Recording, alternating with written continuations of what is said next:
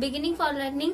तो आज हम करने वाले हैं नेशनल पावर क्या होती है, इसके बारे में बात करेंगे हम। ठीक है, यानी राष्ट्रीय शक्ति क्या होती है।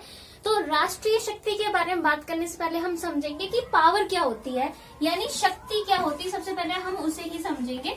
ठीक है, तो देखो शक्ति क्या होती है, जैसे कि मैंने यहाँ लिखा हुआ है, शक्ति किसी भी व्यक्ति के पास में, ठीक है, एक ऐसी योग्यता या एक ऐसी क्षमता होती है, यानी एक ऐसी एबिलिटी होती है। ठीक है, एक ऐसी योग्यता या एक ऐसी क्षमता होती है जिससे वो व्यक्ति किसी दूसरे से अपनी कोई भी बात मनवा सकता है, दूसरे के व्यवहार को नियंत्रित कर सकता है, उसके बिहेवियर को, उसके व्यवहार को परिवर्तित भी कर सकता है। ठीक है, और अपने ऐच्छिक कार्य जो वो चाहता है वो दूसरों से करवा सकता है। अगर दूसरे किसी ने मना किया तो वो उसको पनिश भी कर सकता है। ठीक है, दंड दे सकता है उसे ऐसे। तो इसे कहते हैं पावर। यानी पावर, सिंपल सी बात ये है कि देखो अगर किसी के पास कोई ऐसी पावर वगैरह होती है, ठीक है, यानी कोई ऐसी योग्यता क्षमता होती है तो जिससे वो दूसरों से अपनी कोई भी बात मनवा सकता है, कोई भी अपने काम करवा सकता है। अगर सामने वाला मना कर दे तो उसको कोई भी पनिशमेंट जो है वो दे सकता है। ठीक है, जैसे फॉर एग्जाम्पल मैं बात करूं, अंग्रेज थे, ठीक है, तो अंग्रेजों के पास बहुत एक पावर थी। जब वो भारत में यहाँ पर आए थे तभी उन्होंने शासन किया ना, उनके पास पावर क्या थी, मिलिट्री पावर थी। अगर किसी भी हिंदुस्तानी ने उनके खिलाफ कुछ बोला, उनके खिलाफ जाने की कोशिश की तो उनको पता था हमारे पास पावर है, तो इसलिए क्योंकि उनके पास सेना थी, बस सेना से मरवा देना था नॉर्मल हिंदुस्तानियों को। तो वो अपनी एक पावर की वजह से ही क्या करते थे, वो हिंदुस्तानियों को मतलब अपना सारा जैसा मर्जी उनसे काम करवाते थे, अपनी हर एक जैसा उनको चाहिए था वैसे ही उनसे काम करवा लेते थे। अगर किसी हिंदुस्तानी ने मना किया काम करने के लिए तो सिंपल सी बात थी, उसे गोली मार दी जाती थी, उसे बहुत बुरी तरह से मारा जाता था, जेल में डाल दिया जाता था। तो वही वाली बात थी, क्योंकि अंग्रेजों के पास जो थी वो पावर थी, इसलिए वो उन्होंने अपने सारे जो जैसा वो चाहते थे अपनी इच्छा का सारा काम करवाया, क्योंकि उनके पास एक ऐसी योग्यता थी, एक ऐसी क्षमता थी, यानी वो पावर थी जिससे उन्होंने अपनी इच्छा के काम करवाए। तब इसे हम कहते हैं शक्ति, पावर। अब हम लोग बात करेंगे राष्ट्रीय शक्ति क्या होती है, यानी नेशनल पावर क्या होती है। इसी वाली डेफिनेशन से हम समझ लेंगे नेशनल पावर को। नेशनल पावर क्या होती है, किसी राष्ट्र की कोई ऐसी योग्यता या क्षमता होती है। ठीक है, यहाँ जैसे हमने बोला किसी यहाँ व्यक्ति वगैरह की ऐसी कोई क्षमता होती है, लेकिन नेशनल पावर में हम बात करेंगे कि राष्ट्रीय शक्ति क्या होती है, किसी देश के पास कोई ऐसी योग्यता या क्षमता होती है जिससे वो देश, शक्तिशाली जो देश होता है, वो किसी दूसरे जो देश होते हैं उनके जो व्यवहार होते हैं उनको नियंत्रित कर सकता है, दूसरे देशों के व्यवहार में परिवर्तन कर सकता है, दूसरे देशों से अपने ऐच्छिक काम करवा सकता है। अगर दूसरे देश ऐसा नहीं करते हैं तो उनको दंड भी दे सकता है। कहने का मतलब ये है कि अगर किसी राष्ट्र के पास कोई ऐसी योग्यता क्षमता होती है तो वो दूसरे जो देश हैं, दूसरे राष्ट्र हैं, उनसे अपनी बात मनवा सकता है, उनके व्यवहार को नियंत्रित कर सकता है, मतलब वो कैसे बिहेवियर करेंगे ये डिसाइड करेगा वो देश जो शक्तिशाली है, जिसका कोई योग्यता क्षमता है। ठीक है, और वो अपने राष्ट्र हितों की रक्षा कर सकता है, अपने उद्देश्यों को पूरा कर सकता है। ठीक है, और अपने लोगों को प्रोटेक्शन दे सकता है, जिसके पास पावर होगी वो ऐसी योग्यता क्षमता होगी। ठीक है, जैसे फॉर एग्जाम्पल है अभी अमेरिका को देख लो आप, अमेरिका के पास ऐसी योग्यता, एक ऐसी क्षमता, यानी उसके पास ऐसी शक्ति है, पावर है, जिससे वो किसी दूसरे देश के व्यवहार को परिवर्तित कर सकता है, उनसे अपनी बात मनवा सकता है, क्योंकि उसके पास मिलिट्री पावर बहुत ज्यादा है, जिससे वो बहुत ज्यादा शक्तिशाली, जब इसे सुपर पावर कहा जाता है। तो कहने का मतलब वो ये, एक जैसे हमने बोला कि शक्ति में क्या होता है कि किसी एक व्यक्ति के पास ऐसी योग्यता क्षमता हो जिससे वो दूसरों से अपने काम करवा सके, वैसे ही राष्ट्रीय शक्ति का मतलब होता है किसी देश के पास किसी ऐसी योग्यता या क्षमता हो जिससे वो दूसरे देशों के व्यवहार को नियंत्रित कर सके, उनसे अपनी बात मनवा सके, ठीक है, अपने राष्ट्रीय हितों को पूरा कर सके, तब उसे राष्ट्रीय शक्ति कहते हैं। ठीक है, यानी एक राष्ट्र के पास जो शक्ति होती है, जो पावर होती है, उसे राष्ट्रीय शक्ति कहा जाता है। ठीक है, ये तो हो गया इसका मीनिंग कि राष्ट्रीय शक्ति क्या होती है। जैसे मैंने बोला अभी देखो भारत की राष्ट्रीय शक्ति अब पहले से ज्यादा हो गई है। ठीक है, जैसे भारत की पहले राष्ट्रीय शक्ति अगर मैं बात करूं तो 1962 में जब चाइना के साथ में युद्ध हुआ था तब भारत की राष्ट्रीय शक्ति कम हो गई थी, क्योंकि भारत चाइना से हार गया था। लेकिन जब 1965 या 1967 में जब भारत ने पाकिस्तान के साथ में लड़ाई की थी, युद्ध हुआ था पाकिस्तान के साथ में, उसके बाद भारत की जो राष्ट्रीय शक्ति थी वो बहुत ज्यादा बढ़ गई। और अभी भारत की राष्ट्रीय शक्ति बहुत ज्यादा है, क्योंकि अभी भारत के पास देखो परमाणु जो ऊर्जा है, परमाणु ऊर्जा भी है भारत के पास। भारत अपनी सैनिक शक्ति जो है उस पर भी ज्यादा ध्यान दे रहे हैं अब, है ना। जैसे आपने सुना होगा न्यूज में कि रूस वगैरह से एरोप्लेन वगैरह खरीद रहे हैं, नए हथियार वगैरह मंगवाए जा रहे हैं वहां से। तो भारत की अब राष्ट्रीय शक्ति पहले से ज्यादा है, भारत की स्थिति अब मजबूत है, ठीक है। तो वही वाली बात है, क्योंकि जब एक देश के पास ज्यादा शक्ति होगी, वैसे अगर जैसे मैं बात बोलती हूँ, अगर नॉर्मल सोसाइटी में बात कर लो, अगर किसी व्यक्ति के पास जैसे मान लीजिए कि ज्यादा पावर होती है ना, तो उसका मान सम्मान भी तो ज्यादा किया जाता है ना, और उसकी बात लोग मानने को भी तैयार रहते हैं। तो वैसे ही अगर देश के पास ज्यादा पावर होगी तो दूसरे देश भी उसके इन्फ्लुएंस में रहेंगे, उसकी बात मानने के लिए मजबूर भी हो सकते हैं, ठीक है। जैसे अभी अमेरिका ज्यादा पावरफुल है तो भारत उसके साथ रिलेशन अच्छे बनाने की ही कोशिश करता है ना अमेरिका के साथ में, वो नहीं चाहता उसका रिलेशन खराब हो। उन्हें पता है कि अमेरिका ज्यादा पावरफुल है तो बाद में प्रॉब्लम हो सकती है। तो ज्यादा पावरफुल कंट्री होगी, ज्यादा शक्तिशाली कंट्री होगी, तो उसका मान सम्मान भी ज्यादा होगा, ठीक है। उसकी दूसरे देश ज्यादा कदर भी करेंगे। जैसे एक शक्तिशाली व्यक्ति की हमारी सोसाइटी में कदर की जाती है, वैसे एक शक्तिशाली देश की भी कदर जो है वो की जाएगी, अगर वो ज्यादा उसके पास पावर होती है तो, ठीक है। तो अब हम लोग क्या करें, थोड़ा डेफिनेशन की बात कर लेते हैं, ठीक है। जैसे पहली मैं डेफिनेशन लिखवा रही हूँ हर्टमैन की। हर्टमैन ने क्या डेफिनेशन दी थी राष्ट्रीय शक्ति की। हर्टमैन ने बोला था कि राष्ट्रीय शक्ति जो है वो किसी राष्ट्र की एक ऐसी योग्यता है जिससे जो है वो अपने राष्ट्रीय हितों को पूरा कर लेता है, मतलब जिससे वो अपने राष्ट्रीय हितों को पूरा कर सकता है, ठीक है। यानी उनका कहने का मतलब, तो मैं यहाँ डेफिनेशन जो है लिख देती हूँ, जिससे है कि जिन्होंने स्क्रीनशॉट लेना है वो ले सकते हैं।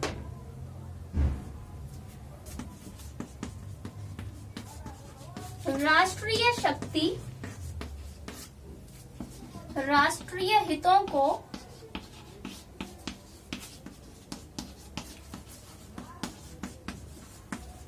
पूरा करने की योग्यता है, ठीक है।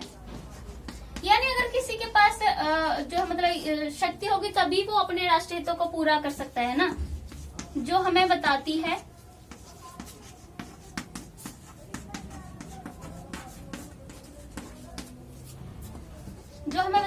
कि राष्ट्र अपने राष्ट्रीय हितों को पूरा करने में, अपने राष्ट्रीय हितों को पूरा करने में कितना शक्तिशाली है या कितना कमजोर है।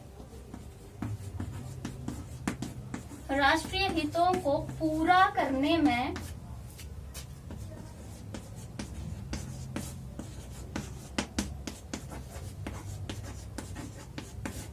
कितना शक्तिशाली है या कमजोर है।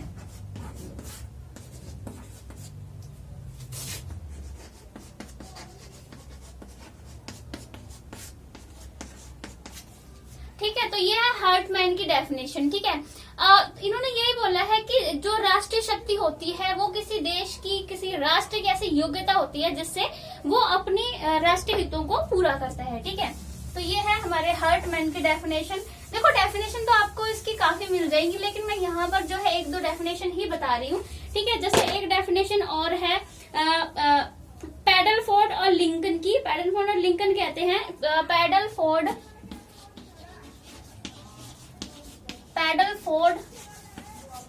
And Lincoln. पैडलफोर्ड और लिंकन की डेफिनेशन ये कहते हैं कि राष्ट्रीय शक्ति किसी जो राष्ट्र होता है उसी राष्ट्र की जो सामर्थ्य होता है, ठीक है, जो उसका सामर्थ्य होता है, जो उसकी योग्यता होती है, उसका जोड़ होती है, ठीक है, जिसका प्रयोग वो अपने राष्ट्रीय हितों को पूरा करने में करता है। एक बार मैं और दोहरा देती हूँ।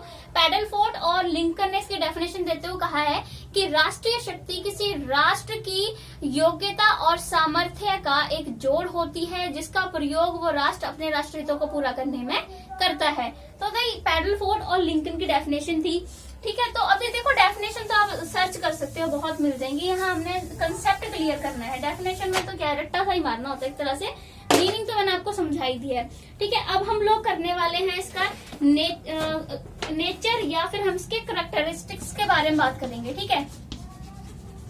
नेचर या करैक्टरिस्टिक्स।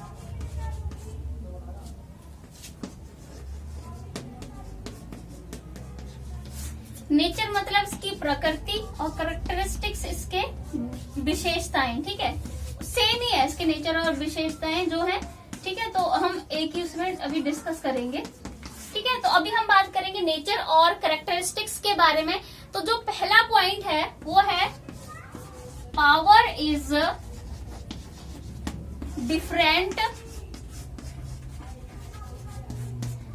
Different from influence.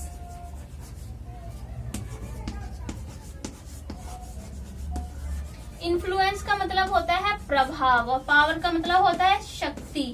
तो ये वाला हिंदी में बोल देती हूँ कि लिखा है power is different from influence, यानी जो शक्ति होती है वो प्रभाव से अलग है।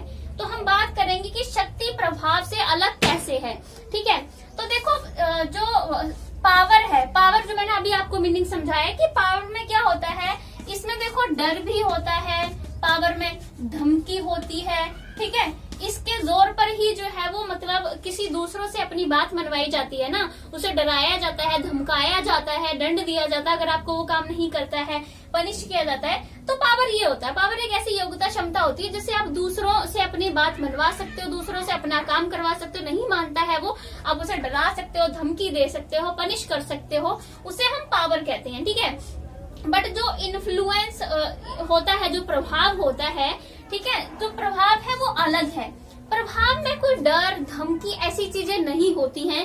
प्रभाव में होता है कि लोग आपकी किसी बात से, आपके हो सकता है आपके व्यवहार से जो है बहुत ज्यादा प्रभावित हो जाते हैं और फिर आपके साथ में होते हैं, आपकी बात आपसे प्रभावित होकर मानते हैं, ना कि आपसे डर के, तब उसे इन्फ्लुएंस कहते हैं। जैसे फॉर एग्जांपल अगर मैं बात करूं इंडिपेंडेंस के टाइम की, देखो अंग्रेजों ने लाखों लोगों को डराकर अपनी बात उनसे मनवाई, उनसे जैसा उन्होंने करवाना चाहा हिंदुस्तानियों से डरा के उनसे वैसा उन्होंने करवाया। ठीक है, वो थी पावर। अगर भारत के लोग उनकी बात नहीं मानते अंग्रेजों की, है ना, कॉमन लोगों की मैं बात करूं तो वो उनको पनिश करते थे, जेलों में डालना, मारना, पीटना, बहुत ऐसे काम थे, उन्होंने अत्याचार किए, तो वो पावर से अपना काम उनसे करवाते थे। बट अगर वही मैं बात करूं महात्मा गांधी जी के पास साथ भी हजारों लोग खड़े थे जब स्वतंत्रता के लिए आंदोलन शुरू हुए थे, तब वो महात्मा गांधी से डरकर उनके साथ नहीं खड़े थे, वो खड़े थे महात्मा गांधी से प्रभावित थे, उनसे इन्फ्लुएंस थे वो, इसलिए उनके साथ में खड़े थे, ना कि महात्मा गांधी जी से डरकर उनके साथ में खड़े। तो ये फर्क है पावर और इन्फ्लुएंस में। ठीक है, तो ये हमारा पहला पॉइंट है। देन उसके बाद हम बात करेंगे सेकंड पॉइंट की।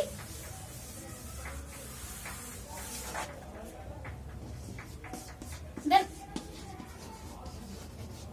पावर इज डिफरेंट फ्रॉम, जैसा भी मैंने प्रभाव की बात किया कि पावर जो है वो प्रभाव से अलग है, वैसे ही हम लोग उसको अभी करेंगे फोर्स के साथ में। ठीक है, फोर्स यानी बल। अब देखो बल क्या है, तो पावर जो है वो, जैसे मैंने आपको पावर का भी समझाया कि पावर क्या है। पावर वही है एक ऐसी योग्यता क्षमता एक बंदे के पास में, ठीक, एक व्यक्ति के पास में, जिससे वो दूसरे से अपनी बात मनवा सकता है, डरा धमका कर सब कुछ करके, जो मैंने आपको बताया अभी। फोर्स में क्या होता है, इसमें शारीरिक बल की बात की जाती है। ठीक है, शारीरिक बल भी इसमें आ जाएगा, इसमें पुलिस बल भी आ सकता है, इसमें सैनिक बल भी आ सकता है। ठीक है, शारीरिक बल, पुलिस बल, सैनिक बल, पनिश करना, दंड देना, जेल में डालना, ये सारे इसमें फोर्स में आते हैं, बल में। ठीक है, तो पावर और जो फोर्स है वो एक दूसरे से काफी संबंधित हैं। ठीक है, जैसे फॉर एग्जाम्पल,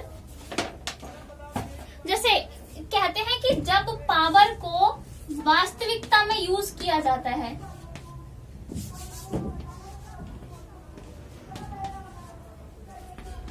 जब पावर का वास्तविक प्रयोग किया जाता है तब पावर जो है वो बल में परिवर्तित यानी फोर्स में चेंज हो जाती है। जब हम पावर का वास्तविक प्रयोग करते हैं, जैसे कैसे मैं आपको समझाती हूँ।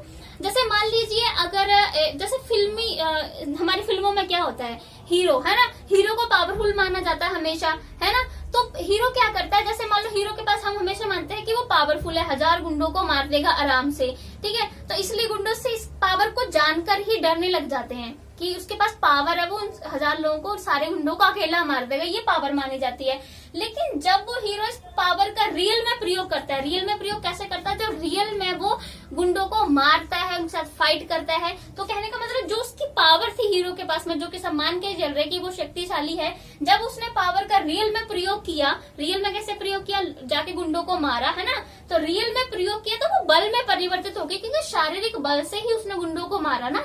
तो वही वाली बात है कि जब पावर का वास्तविक प्रयोग किया जाता है तब वो बल में परिवर्तित हो जाती है। जैसे हीरो ने, उसके पास पावर थी, माना सबने की पावर है, जब उसने गुंडों को मारा पीटा तब उसने जब वो पावर का वास्तविक प्रयोग किया तो वो बल में परिवर्तित हो गई, क्योंकि उसने फोर्स लगाकर ही मारा ना, शारीरिक बल का यूज करके ही जो है उनको गुंडों को मारा ना, तो वही वाली बात होगी। ठीक है, अब वैसे ही दूसरी वाली बात होती है कि जब मतलब जो हमारे पास जो फोर्स होता है, जो बल होता है, उसके प्रयोग से यानी उसकी धमकी देकर हम जो है लोगों को उसमें जो है वो शक्ति में उस चीज को बदल सकते हैं। मतलब उस धमकी देकर, अपने बल की धमकी देकर लोगों से अपने अच्छे काम करवा सकते हैं। जैसे अपने बल की धमकी देकर, जैसे मान लीजिए एक मोटा सा एक हट्टा काटा एक है, बहुत शक्तिशाली एक इंसान है, व्यक्ति है ना, उसकी बॉडी शॉडी बहुत अच्छी है, तो वो अपना बल दिखा रहा है ना, तो वो अपने इस बल से किसी कमजोर को, सामने वाले को डरा सकता है आराम से,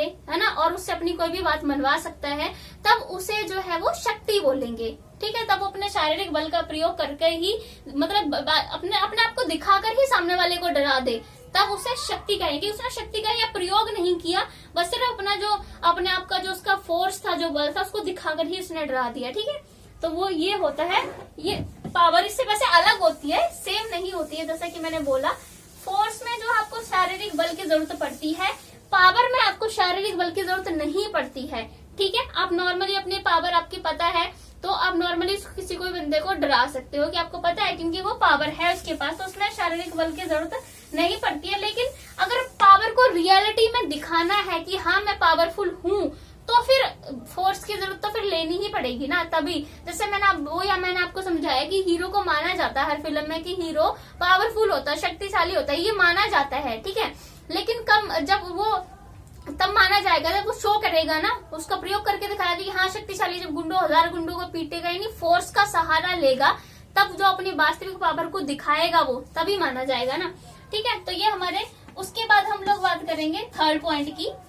ठीक है, ये तो हो गए हमारे दो के साथ मैंने इसको अलग डिफरेंट करके दिखाया। ठीक है, अब हम लोग करेंगे कि पावर इज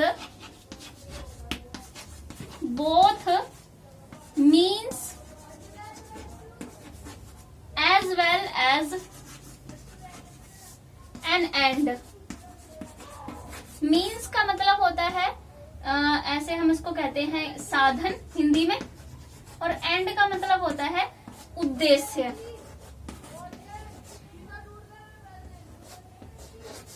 ठीक है, तो जो पावर है, जो शक्ति है, वो देखो दोनों है।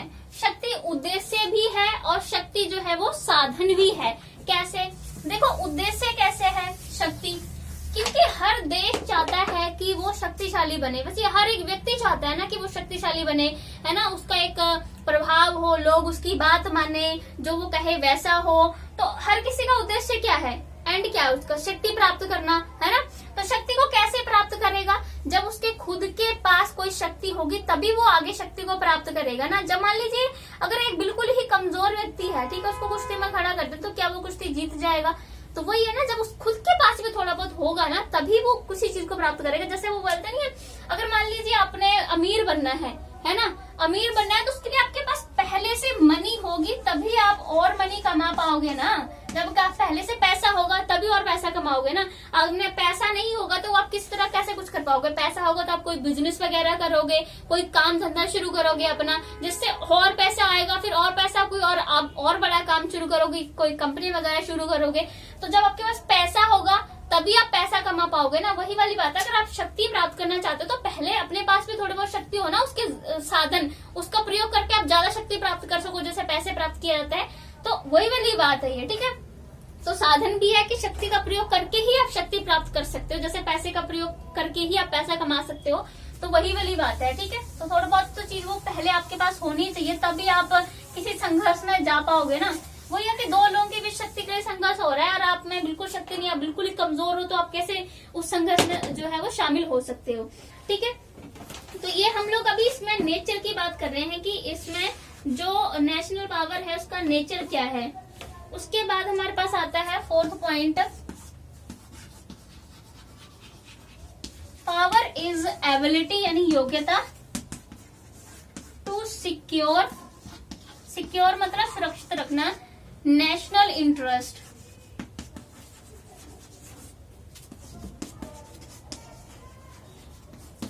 ठीक है, नेशनल इंटरेस्ट, इसका मतलब हुआ कि जो पावर है वो हमारे राष्ट्रीय हितों को जो है प्राप्त करने में या उनकी रक्षा करने के लिए जो है वो एक ऐसी रक्षा करने के लिए एक ऐसी योग्यता है पावर, ठीक है, जिससे आप अपने राष्ट्रीय हितों को प्राप्त कर सकते हो, उनकी सुरक्षा भी कर सकते हो। तो वही वाली बात है, देखो अगर एक बिल्कुल कमजोर होगा, है ना, कोई कमजोर बंदा है, तो वो अपनी फैमिली की कैसे रक्षा कर पाएगा, कैसे अपनी फैमिली की जरूरतें पूरी कर पाएगा, कैसे वो कर पाएगा कि दूसरे उसकी बात माने। जब वो खुद पावरफुल नहीं है तो ना तो वो अपनी फैमिली की रक्षा कर पाएगा, ना उनकी जरूरतें पूरी कर पाएगा, ठीक है, और ना ही वो खुद की जो है वो अपनी रक्षा कर पाएगा, ना ही वो ऐसा कर पाएगा कि दूसरे लोग उसकी बात माने। तो वही ये सब करने के लिए उसके पास पावर होनी चाहिए ना। तो वही अगर एक देश के पास पावर होगी तभी वो अपनी बात दूसरे देशों से मनवा पाएगा, उनके व्यवहार को नियंत्रित कर पाएगा, उनसे अपनी बात मनवा पाएगा, अपने राष्ट्रीय उद्देश्यों हितों को पूरा कर पाएगा, ठीक है, अपने लोगों की सुरक्षा कर पाएगा। ये तभी होगा ना जब पावर होगी, ठीक है। तो वही वाली बात है कि ये पावर होगी तभी जो है आपके पास कुछ होगा किसी देश के पास, तो ये पावर होना जरूरी है, ठीक है। देन उसके बाद अब हम लोग नेक्स्ट पॉइंट की बात करेंगे कि नेशनल पावर इज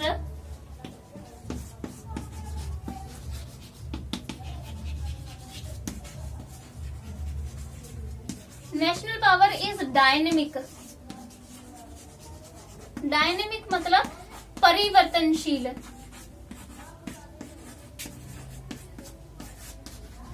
परिवर्तनशील, देखो जो राष्ट्रीय पावर है वो डायनेमिक है, यानी परिवर्तनशीलता है उसमें, यानी वो बदलती रहती है। देखो कोई भी चीज है वो समय, परिस्थितियों और साधनों के अनुसार वैसे ही जो बदलती रहती है टाइम टू टाइम। जो पहले चीजें थी, जो पहले हम कल्चर रीति रिवाज मानते थे, अब उसमें बहुत अंतर आ चुका है। तो हर चीज डायनेमिक होती है। परिवर्तन तो वैसे भी समाज में चलता ही रहता है। तो देखो समय,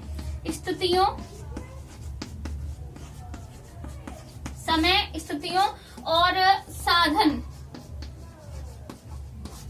इन तीनों के आधार पर जो है नेशनल पावर भी बदलती रहती है। राष्ट्रीय शक्ति भी टाइम टू टाइम बदलती रहती है। यह समय, परिस्थितियों और साधनों के आधार पर वो बदलती रहती है, ठीक है। जैसे फॉर एग्जांपल अगर मैं बात करूं, जैसे पहले चाइना जो था, जैसे सॉरी इंग्लैंड की अगर मैं बात करूं, तो इंग्लैंड जो था, देखो पहले बहुत ज्यादा शक्तिशाली देश था इंग्लैंड, है ना, क्योंकि उसने बहुत सारे देशों को उपनिवेश बना रखा था अपना, तो ये बहुत ज्यादा शक्तिशाली था। लेकिन अब अभी देखें इसकी स्थिति, तो अब उतना शक्तिशाली नहीं है, क्योंकि अभी देखो समय परिस्थितियां बदली और चेंज हुआ, लोगों ने स्वतंत्रता प्राप्त की देशों ने, तो अब उसकी स्थिति देखो बदल चुकी है। अगर मैं अभी अमेरिका की बात करूं तो अमेरिका की स्थिति अभी देखेंगे, अब तो उसे सुपर पावर कहा जा रहा है अमेरिका को, क्योंकि अभी समय परिस्थिति बदली और अमेरिका ज्यादा शक्तिशाली बन गया। भारत की भी मैं बात करूं तो 1962 में जब चाइना के साथ में युद्ध हुआ, तब भारत की नेशनल पावर कम हो गई थी। जब पाकिस्तान के साथ हुआ 1975 में, तब उसकी पावर ज्यादा हो गई। तो समय परिस्थितियों के अनुसार जो है वो चीज बदलती रहती है नेशनल पावर। और जैसे भारत की बात करूं तो अभी भारत की पावर, नेशनल पावर पहले से बहुत ज्यादा है, परमाणु ऊर्जा वगैरह भी है भारत के पास में, ठीक है। तो वो समय परिस्थिति के अनुसार समय बदला और हमारे पास भी जो है वो नेशनल पावर में वृद्धि करने का मौका मिला, और भारत ने जो है वो बाकी देशों के मुकाबले अपने आप को नेशनल पावर में ऊपर उठाया, ठीक है।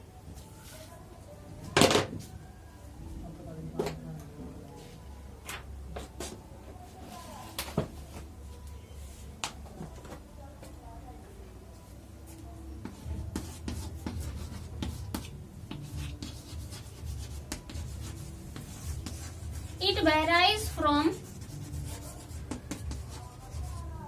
Nation to nation. विभिन्न मतलब जो हर नेशन के अकॉर्डिंग, हर राष्ट्र के पास ये नेशनल पावर जो होती है वो अलग होती है। हर देश के पास जो है समान रूप से नहीं होगी, क्योंकि देखो हर देश के पास जो है वो साधन समान रूप से नहीं है। कुछ देश अमीर हैं, कुछ देश जो है वो गरीब हैं, है ना। तो हर देश के पास जो है नेशनल पावर भी कैसे समान हो सकती है, ठीक है। और बाकी नेशनल पावर को माना जाता है, आजकल नेशनल पावर का मतलब लिया जाता है कि कोई देश किसी दूसरे देश के व्यवहार को कहाँ तक प्रभावित कर पाता है। तो हर एक देश जो है दूसरे देशों के प्रभाव को समान रूप से प्रभावित नहीं कर पाएगा। हर देश के पास समान साधन नहीं होंगे, है ना, अमीर नहीं है, बहुत सारे गरीब देश भी हैं। तो उस तरह से जिन जो अमीर देश उनके पास ज्यादा पावर है, नेशनल पावर, जैसे अमेरिका के पास ज्यादा है, वही अफ्रीका की बात करें तो उनके पास कम है। तो वही वाली बात है, हर देश के पास समान नेशनल पावर नहीं है, सब देशों के पास जो है वो अलग है। उसके बाद नेक्स्ट पॉइंट है, 7th पॉइंट है elements. Elements of national power, ठीक है। एलिमेंट्स यानी तत्व, ऐसे बहुत सारे एलिमेंट्स है, तत्व है जो नेशनल पावर को प्रभावित करते हैं, ठीक है। जैसे भौगोलिक यानी ज्योग्राफिकल अगर मैं बात करूं तो भौगोलिक तत्व भी हैं जो उसको प्रभावित करते हैं, ठीक है। आर्थिक तत्व हैं जो इसको प्रभावित करते हैं, जनसंख्या है, ठीक है, जनसंख्या से भी जो है नेशनल पावर प्रभावित होती है, ठीक है। और नेतृत्व कि किस तरह का नेता जो है वो देश को लीड कर रहा है वो भी प्रभावित करता है। सैनिक शक्ति भी हमारी राष्ट्रीय शक्ति को प्रभावित करती है, क्योंकि किसी देश के पास अगर सैनिक शक्ति नहीं होगी तो वो राष्ट्रीय शक्ति उसके पास कैसे आएगी, कैसे शक्तिशाली कहला सकता है ना। जब सैनिक पावर भी तो उसे चाहिए ही है ना, तो सैनिक शक्ति भी जो है इसमें है। और चरित्र भी है, करेक्टर भी एक देश का कैसा है ना, लोगों का वहाँ कैसा है, वो अपने देश के प्रति भावना अच्छी रखते हैं कि नहीं, देश प्रेम है कि नहीं होगा तो वो सेना में नहीं जाएंगे, सेना नहीं होगी तो वैसे देश कमजोर माना जाएगा। तो वही वाली बात है, बहुत ऐसे तत्व है, इसके बारे में हम डिटेल में बात करेंगे। ये एक लॉन्ग क्वेश्चन है, हम अगले लेक्चर में बात करने वाले हैं कि कौन कौन से एलिमेंट्स हैं, ठीक है। बहुत इंपॉर्टेंट क्वेश्चन है, ये बाद में डिटेल में कराऊंगी, बस अभी ओवरऑल बता रही हूँ। तो ये सारे तत्व हैं और भी बहुत सारे तत्व हैं जिनसे एक नेशनल पावर जो है वो प्रभावित होती है, ठीक है। ये सारे तत्वों से मिलकर ही नेशनल पावर बनती है। अब हम नेक्स्ट जो पॉइंट है वो कर रहे हैं,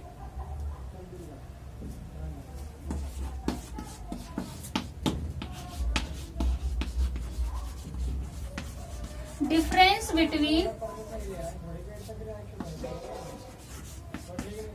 real power and potential power.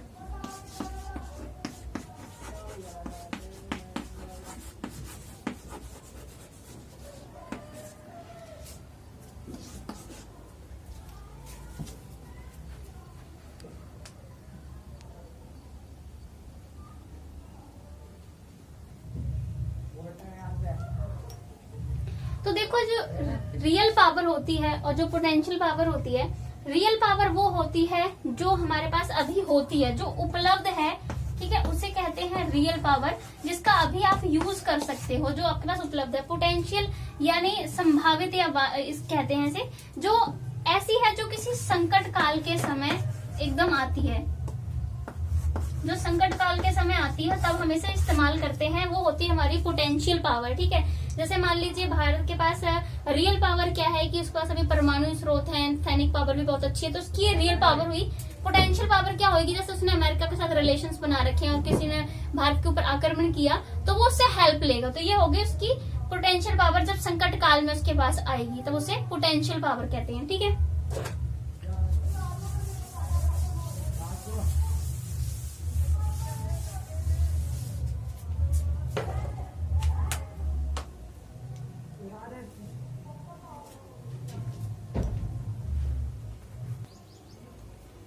तो 9th पॉइंट है हमारा, national power is not a matter. Matter मतलब कोई तत्व या कोई पदार्थ, ठीक है। तो जो पावर है, जो नेशनल पावर है, किसी तरह का कोई ऐसा पदार्थ नहीं है जैसे आप देख सकते हो, जैसे आप छू सकते हो। इसे सिर्फ आप महसूस करा सकते हो, ठीक है, महसूस कर सकते हो या फिर महसूस करा सकते हो, ठीक है। इसे आप देख नहीं सकते, मतलब ऐसा नहीं है कि आप इसे देख लो, है ना, इसे सिर्फ फील किया जा सकता है, ठीक है। ये कोई ऐसा नहीं है जैसे कोई पत्थर, पहाड़, ऐसी कोई चीज थोड़ी है जिसे आप देख सको, छू सको जाके। ओके, चलो तो अब हम 9th जो पॉइंट है हमारा वो डिस्कस करते हैं, ठीक है। हमारी जो नेशनल पावर का, ठीक है, राष्ट्रीय शक्ति का 9वां पॉइंट है, national power is not a matter.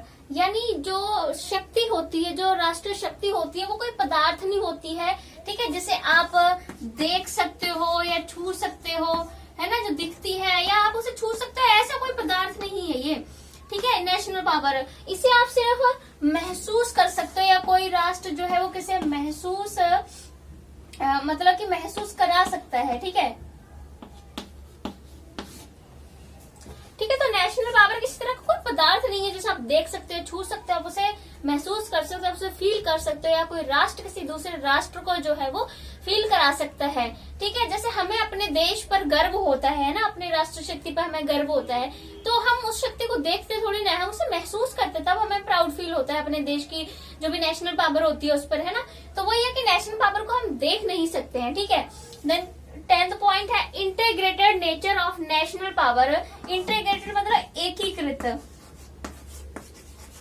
कि जो नेशनल पावर है ना उसका एकीकृत स्वरूप होता है, या एकीकृत जो है उसकी प्रकृति होती है। जैसे कि मैंने आपको पिछले पॉइंट में बताया कि जो नेशनल पावर होती है वो बहुत सारे एलिमेंट्स यानी तत्वों का एक जोड़ होती है, यानी नेशनल पावर बहुत सारे तत्वों से मिलकर बनती है, एलिमेंट से। जैसे भौगोलिक तत्व हो जाएंगे ना, ज्योग्राफिकल एलिमेंट्स हो जाएंगे, इकोनॉमिक यानी आर्थिक तत्व हो जाते हैं, पॉपुलेशन मतलब जनसंख्या भी उसमें जो है एक महत्वपूर्ण भूमिका निभाती है, किसी देश की मिलिट्री सैनिक वगैरह, है ना, और उनका जो है एक किस तरह का लीडर होता है, किस तरह के वहाँ लोग हैं, लोगों का नेशनल कैरेक्टर कैसा है, राष्ट्रीय चरित्र कैसा है, ये सारी बातें जो हैं वो एक जो देश की राष्ट्रीय शक्ति होती है उसको बहुत ज्यादा प्रभावित करती है। जो कि मैंने एलिमेंट्स आपको पिछले पॉइंट में बता दिए, वो सारे एलिमेंट्स से मिलकर नेशनल पावर बनी होती है। तो देखो, अगर इन एलिमेंट्स में से अगर एक ही एलिमेंट है किसी राष्ट्र के पास, तब हम उसे जो है वो शक्तिशाली देश नहीं कहेंगे। मान लीजिए अगर किसी देश के पास जो है वो भौगोलिक रूप से बहुत अच्छा है, वो मतलब उसके पास प्राकृतिक संसाधन अच्छे हैं, लेकिन वहाँ के लोगों की ऐसी मनोदशा है कि वो अपनी जो उनकी मिलिट्री है, सेना है, उसमें जाना नहीं चाहते हैं, तो क्या हम उस देश को शक्तिशाली देश कह सकते हैं? अगर उनके पास प्राकृतिक संसाधन है और सेना ही नहीं है तो वो अपने देश की रक्षा कैसे करेंगे, है ना। सेना आजकल तो बहुत ज्यादा जरूरी है, तो सेना नहीं होगी तो वो अपने देश की रक्षा कैसे करेंगे, तो हम उस देश को शक्तिशाली नहीं कह सकते। अमेरिका जो है अभी सुपर पावर क्यों कहलाता है? क्योंकि वो उसके पास ऑलमोस्ट सारे तत्व हैं, मिलिट्री बहुत अच्छी है, नेचुरल रिसोर्सेज भी हैं उनके पास बहुत अच्छे, तो खाली एक ही तत्व होने से काम नहीं चलेगा। ठीक है, नेचुरल रिसोर्सेज है, सेना अच्छी नहीं है, दूसरा देश आप पे जो है वो आक्रमण कर देगा, सारा जो है वो सारी नेचुरल पावर वो ही ले जाएगा, जो हमारे नेचुरल रिसोर्सेज हैं, संसाधन है, दूसरा देश ही आक्रमण करके ले जाएगा, तो आपके उस नेचुरल रिसोर्सेज का मतलब क्या बनता है? तो कहने का मतलब ये है कि सारे तत्वों का एक मेल होती है नेशनल पावर, राष्ट्रीय शक्ति, उन तत्वों का होना जरूरी है। ठीक है, तो ये हुए हमारे, मैंने अभी आपको जो करवा दिए 10 पॉइंट करवाए हैं। इसमें नेशनल पावर की जो मेन कैरेक्टरिस्टिक्स हैं, इसके जो नेचर है यानी प्रकृति और या विशेषताओं में। ठीक है, अब हम लोग नेक्स्ट वीडियो में इसके एलिमेंट्स के ऊपर बात करेंगे, जो कि बहुत ही महत्वपूर्ण विषय बनता है, जहां से अगर आप बीए कर रहे हो तो उसमें तो ये बहुत ही इंपॉर्टेंट है, क्योंकि नेशनल पावर एलिमेंट से ज्यादा अच्छे से समझ में आएगी कि एलिमेंट्स जो होते हैं वो नेशनल पावर में किस तरह से महत्वपूर्ण भूमिका निभाते हैं। ठीक है, तो thank you so much guys, keep watching and bye bye.